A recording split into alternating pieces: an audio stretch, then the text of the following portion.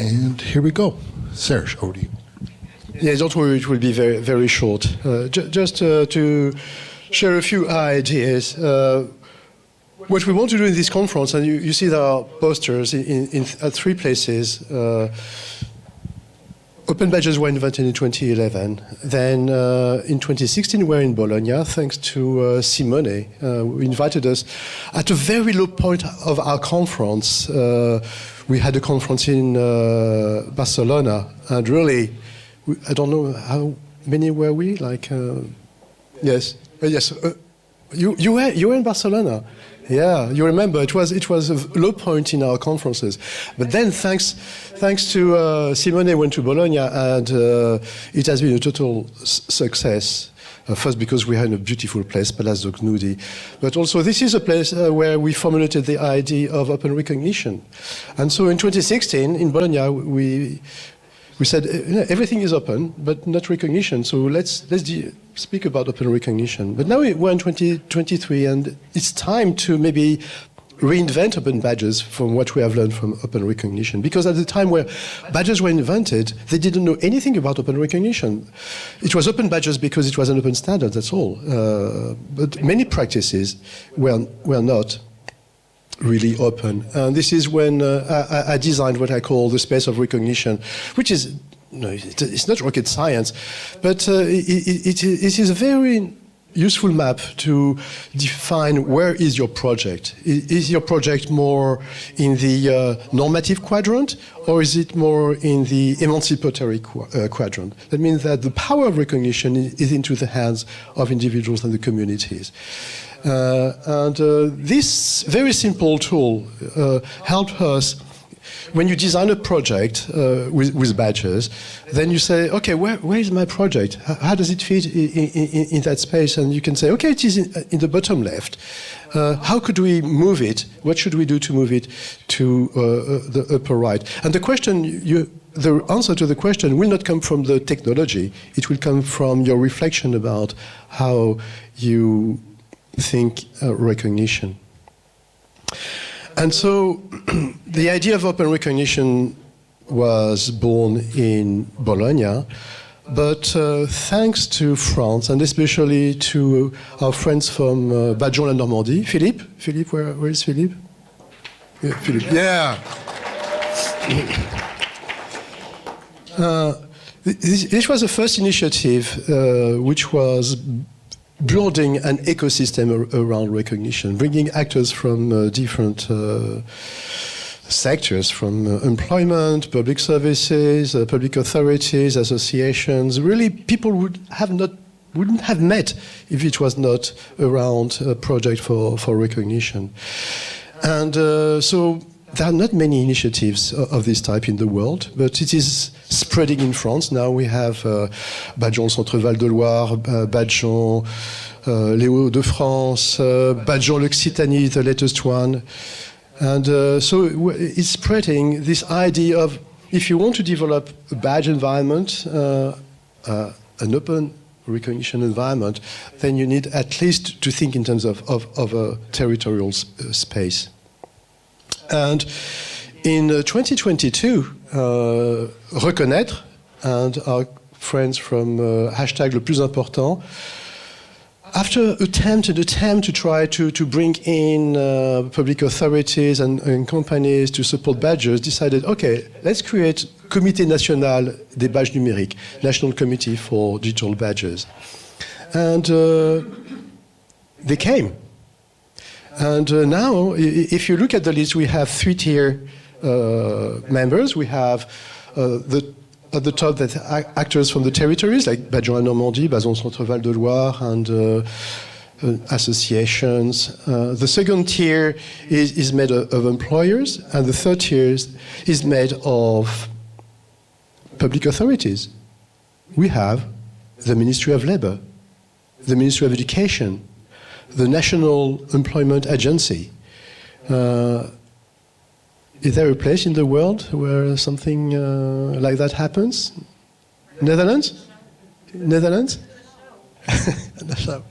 So it's very exciting to be in France now because France really is a territory. It's very interesting when you hear people having conversations in France. They speak about reconnaissance ouverte. Like it's part of their vocabulary now.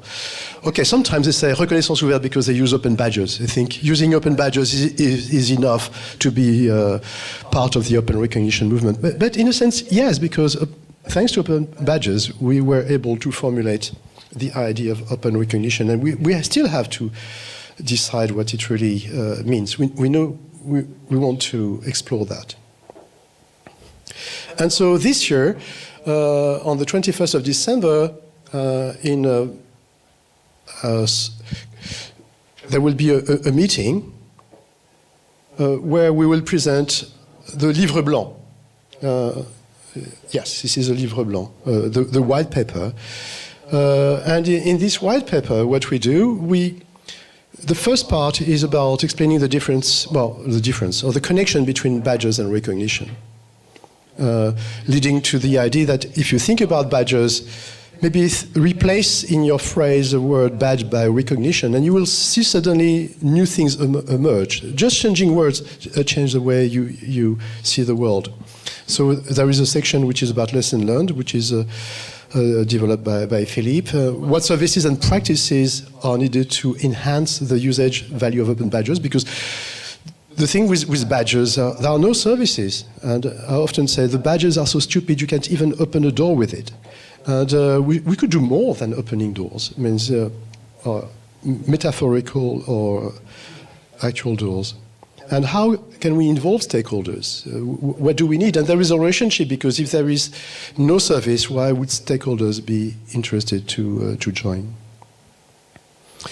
And so among the question we raise, in the first part of the Livre Blanc is about recognition, before we go into the nitty-gritty of the kind of services that could be developed. And so that's why we have the posters. They will be able to contribute to this conversation.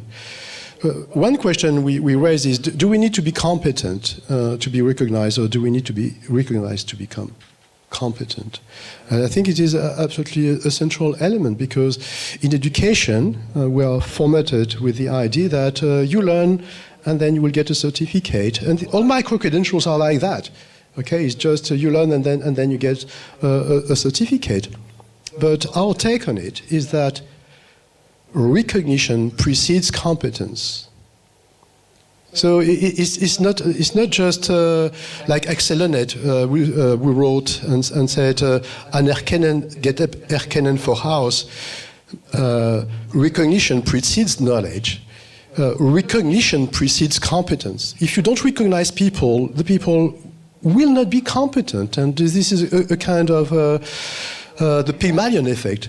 You know, there are many studies that show if you tell a teacher that a student is bad, that a student is good, at the end the student will be good or will be bad, because the image you project on people, the way you recognize them, is an indication of the future they will have. So I think it is important. And then what are the consequences for badges here?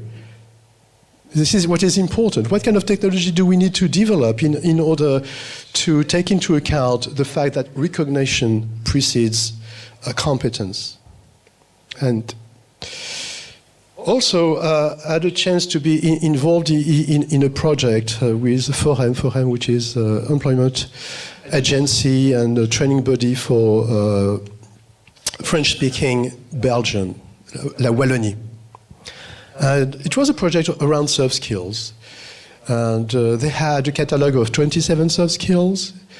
And the idea of the project, hey, Serge, why don't you join us? Because we have this shopping list. I love the name shopping list because it is very informal. They didn't say it was a framework for soft skills, just a shopping list of soft skills. And why don't you help us to work on it? And then there was some cognitive dissonance that happened, because I asked the question to the partners: is recognition external to the soft skills? It's not part of the soft skills, because you need to be an expert to recognize.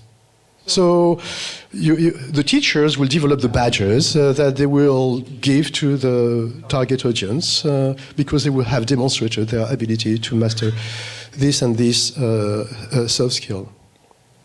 The second option is recognition one of the soft skills? That is, okay, now we don't have 27, but we have 28. But with a caveat is that in order to be recognized for recognition, you need to practice recognition. There is no other way to recognize if you don't practice it. And the third option is recognition underpinning soft skills, and more generally, any competence, because soft skills is part of competence, competence being the combination in context of knowledge, skills, attitudes, and values. We often forget values. So what is interesting is that the partners, after a few weeks thinking, said, all of them, it's underpinning. And suddenly the project, which was about badges, they invited me for badges, became a project about recognition. And the initial idea, 27 soft skills, maybe you want to have 4 levels of masteries, that means 108 badges. And suddenly, thanks, because we are thinking in terms of recognition, and we decided to become a community of practice, because one of the big mistakes we make in many badge projects, not just badge projects, but this is a project we make generally, is us and them. What are the badges we will create for them? You receive the funds, you have a program, and you create badges for them. And sometimes you do badges with them. But too often, the badge you do with them, I call them ventriloquist badges. Because basically, they just repeat the words you want to hear. So in order to be recognized, they will match your need and not you match their needs. So from 108 potential badges, we had just 4, which was, now we're a community of practice where we, the experts, will also have badges. And so we defined 4 levels of practice. We said we are a community of practice reflecting about soft skills, and 4 levels of 4 postures. I'm interested, I'm exploring, I'm practicing, and I'm supporting. And these 4 postures within the community were sufficient to create a recognition environment. So there could be a great economy in terms of badges if you think in terms of recognition. And so we have these posters where you will be able to claim a number of badges. You can have the badge, open recognition, empowerment enabler. It doesn't display very well, but if you go to ePIC 2023 pod, you will be able to see all of them. I hope you will be able to claim them and make suggestions on how to transform open badges based on what we have learned through open recognition. And this is my badge. If you want to put some comment, positive or negative, you are more than welcome to endorse this badge. And after that, this floor is to Don. Great. So we're going to shift now to the panel.